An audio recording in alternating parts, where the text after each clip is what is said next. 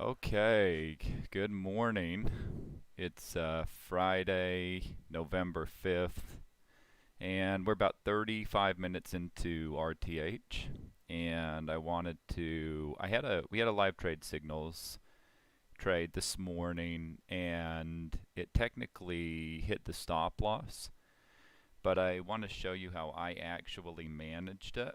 And what we'll do, just so you can see that I'm not making stuff up here. I want you to see, first of all, it's important that you understand the risks involved with trading futures. You can find the disclosures at the bottom of every page on our website, daytradelikeapro.com.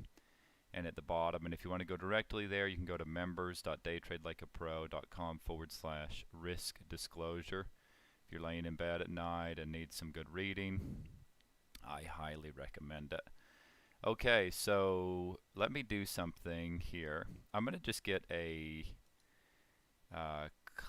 well, let's do this. I'm going to change this chart to a 1-minute chart.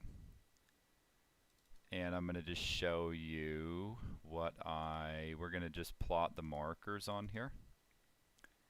And I'm going to walk you through how I managed this trade. So this is a 1-minute chart. And what we're going to talk about is we're going to talk about the difference between a stop loss and risk. Okay, so let's do this. So risk, I don't know if you can see this. Let's see if I can. So risk is, see if I can make this bigger. I can make it bigger. Let's make it a lot bigger. All right, risk equals what you are actually risking. So risk is a level that you don't want the market to exceed.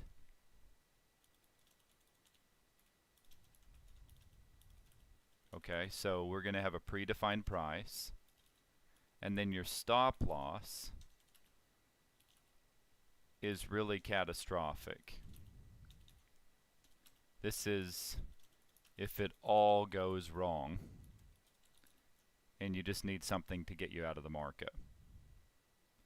I do not personally use stop losses, nor do I know any big professional traders who have stop losses a point or two away from the market. That's just not a thing that I have seen in my career as a trader. And so I'm going to show you why. All right. So here's a 1-minute chart. I got short as this came up here. We were selling this 0675. The live trade signals trade was just right here was a tick, was actually 2 ticks in front of this. So I got short right here. You can see that. And it started to get some reaction. When it popped up here, I really wanted this to hold more clean than this. And then I thought, you know, there's a fairly decent reward on the other side of this if it works. And so I thought, you know, I'm going to just see if we can get, I'm going to just give it a little more time. But really, I mean, it had 1, 2, 3, 4, 5, 6. And so that 5 to 10 minute window, and time is also a factor that we have to take in here. So that 5 to 10 minute window, especially the more aggressive the trade is, the less time I really want to give it. Oh, you know what? Let's, I remember now, we talked about, so when I did the class the other day, we changed my crosshairs like this. And we made it a lot easier to see, I think. How about that?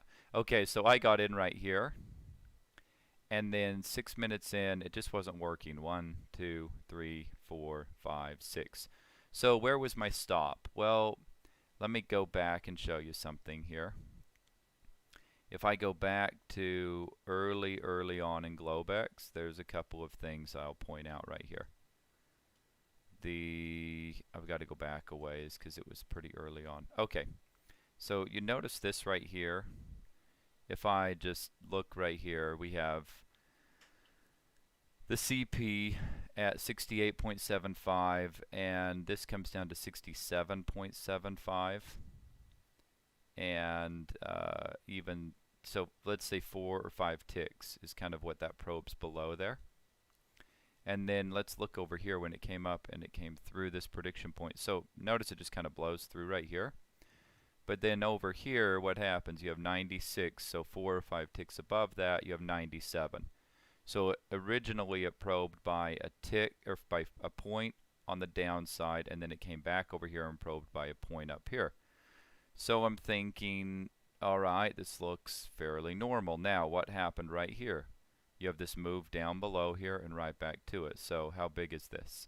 Well, you have 90 back up to 92.50. So this is 2.5 points on this move down here that happened more recently.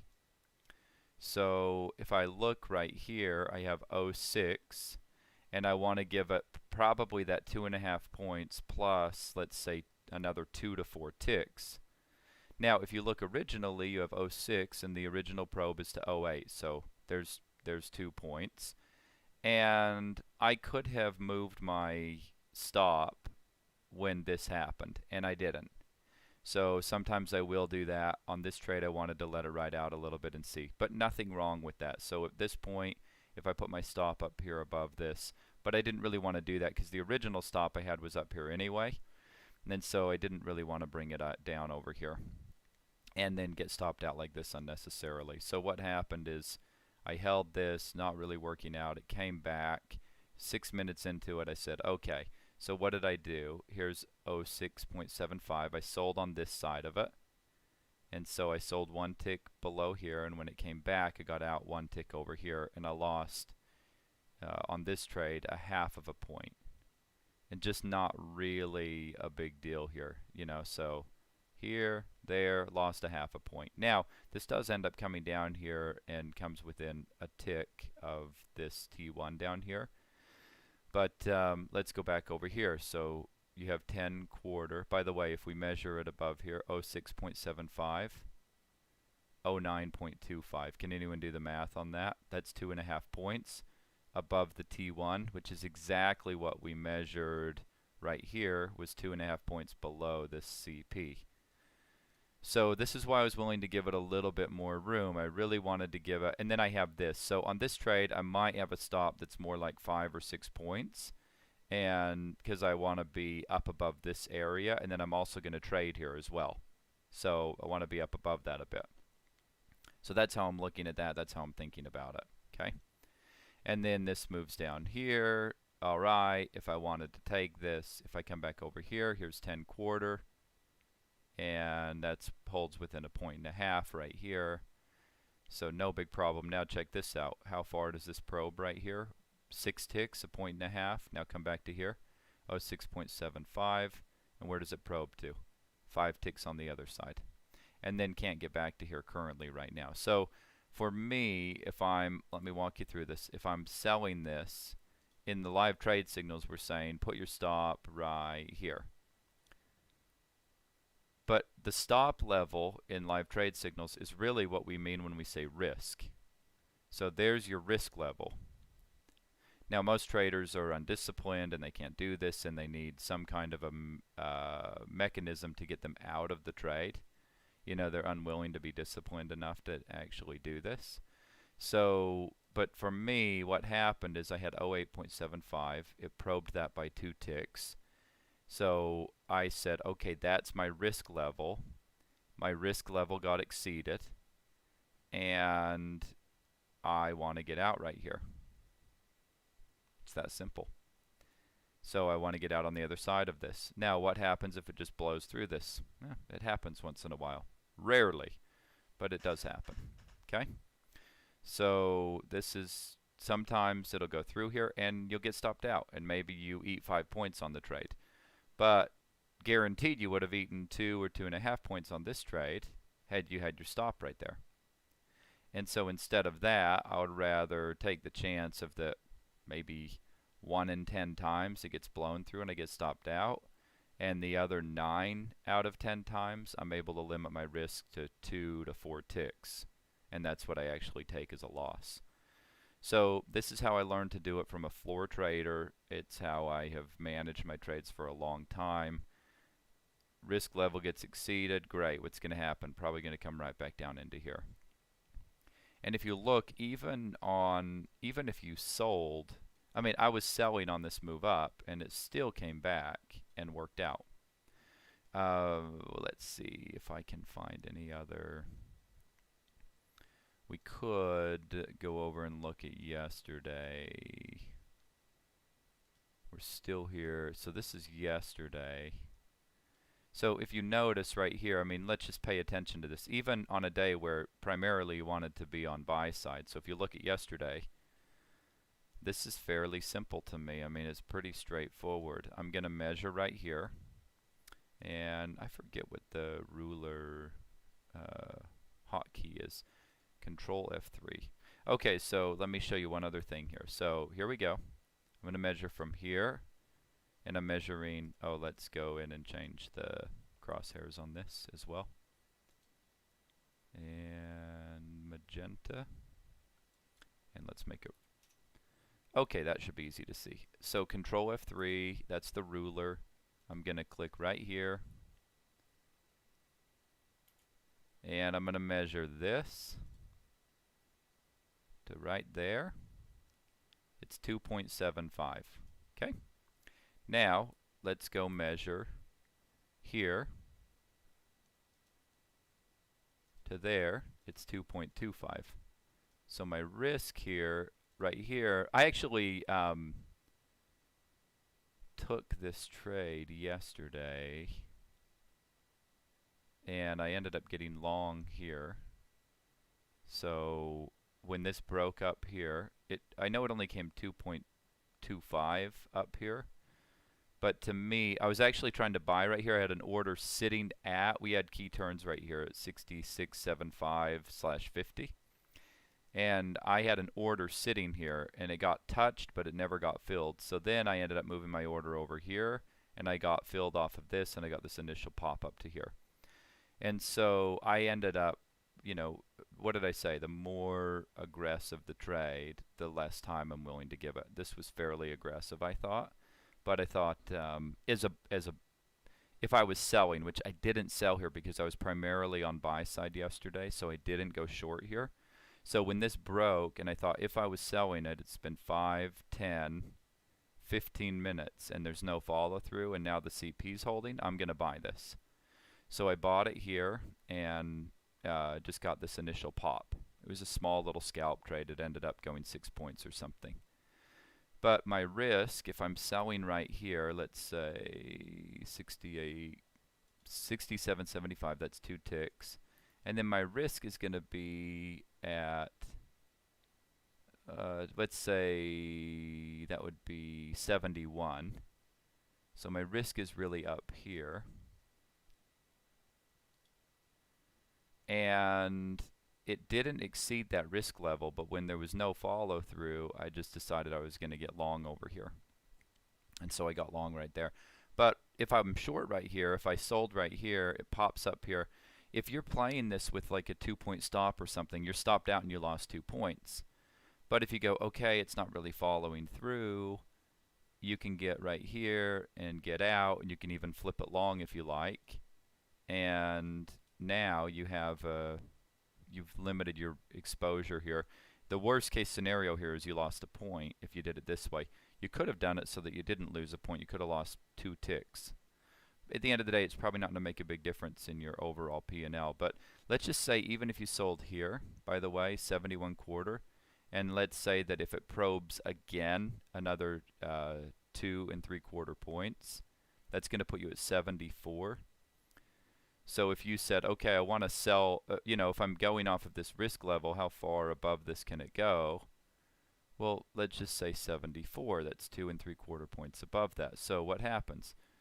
Risk level, I'm not saying you should be selling this, but I just want you to see the concept and see the idea here. Risk level 74, that gets exceeded right here by 2 ticks, and what happens? Comes right back into this level. And that happens all day long. Now, again, let's go over here. If I'm buying over here, let's get rid of these that I've put here. So if I'm buying, I'm going to put this right here. So 68.75. I have a limit order sitting here to buy. Okay, 68.75 right here. And my risk is, well, this was 2.5 points was the initial probe, or 2.25 points. So let's say 66 is the risk level, because that would be 2.5 points or 2.25 points below the CP. So here's the CP. So I'm buying it right here. My risk level, not my stop, my risk level is 66. 2.25 points, which is what this probe was, above the CP. So there's my risk level, and then just look at what happens. The market comes down, exceeds the risk level, and then what does it do? It comes right back to here. So instead of taking an unnecessary 2 or 2.5 or 3 point stop with slippage, I can then just work a limit order right here, a couple of ticks below this. I can work a limit order right there. This is exceeded, my limit order gets filled right here, I lost a point. I can lose a point all day long, over and over and over and over again. You know, if I'm right, I'm going to make 10 or 15 or 20 points. So I can lose a point, no problem, all day. Again, if you buy right here off of 60.25, this was a trade we did in the live trade signals, and we managed it this way. Right here, 60.25. 2 ticks in front of that, that's 60.75. We also bought this level. I think we bought this. Oh, we did buy 2 ticks in front of this. So 57.75. And what happens? So market comes down, comes through this, fills this level. We also bought this. Our stop was down here. Came back up. You can easily get out at break even right here. This is not like a martingale strategy or something. That's not what I'm talking about. It's just we had these two levels, and so I want to buy this lower level. That makes sense to me. I want to buy both of these. So I bought here and I bought there. And then I'm going to manage them independently, separate of each other, and I want to get this one off at break even as quickly as possible. So we did that. We did this in live trade signals. We covered this at break even. And look how this works. You bought. It came down below it. It exceeds probably what, I mean, it exceeds what we want to exceed because it fills this trade. So now I'm short from here, basically near the bottom. I can take this one back off a break even. And do you notice, like, even if you were doing the wrong thing, even if you sold right here and you go, no, I don't want to be selling right there, you can still get out at break even. And even if you sold right here, okay, that doesn't quite work. So what happens over here? All right, I can buy it right here. And then let me bring this back here a little bit. Even right here, this is a great example. So this was right after the close, or at the close of regular trading hours.